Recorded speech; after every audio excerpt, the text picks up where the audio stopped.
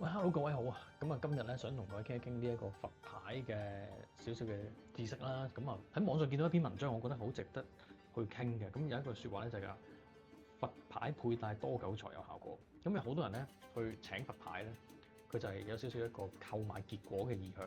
咁我都明白嘅，即係攞錢出嚟去請個佛牌，請完之後掛起身或者日日對住，咁我係有一啲嘅期待，希望佢會發生噶嘛。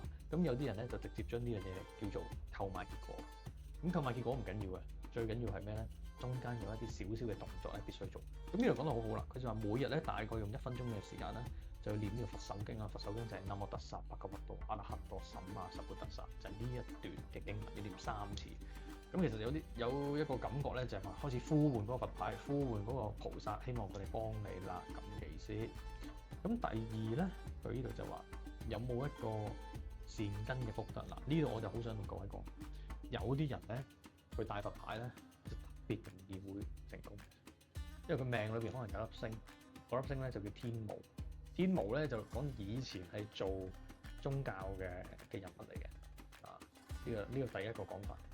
第二個講即係喺紫微斗數裏邊嘅一粒星係同宗教有關，呢粒星坐喺個命宮或者係發揮一個好好嘅位置，可能譬如話我哋叫化科啦，咁就特別好。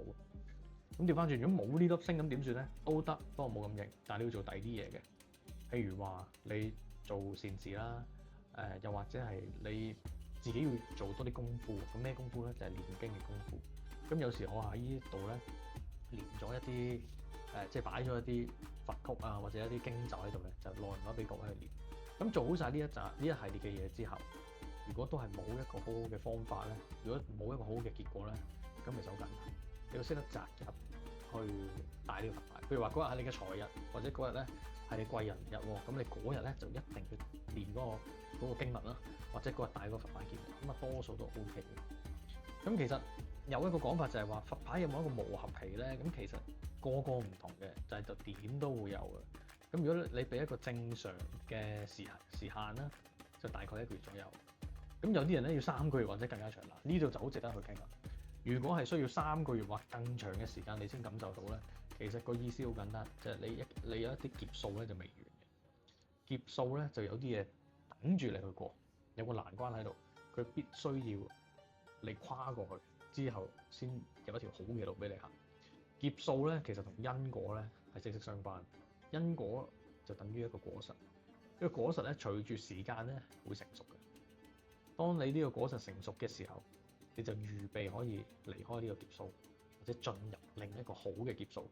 劫數喺佛教嘅角度嚟講咧，其實係等於時間，一個極長嘅時間。咁佢就冇講話好定唔好嘅。不過我哋唐人以前，尤其是古代人咧，就中意傷春悲秋啦，或者文人多大話啦，將劫數呢個字咧，就變咗做好似萬劫不復咁解，或者加咗少少負面嘅意思。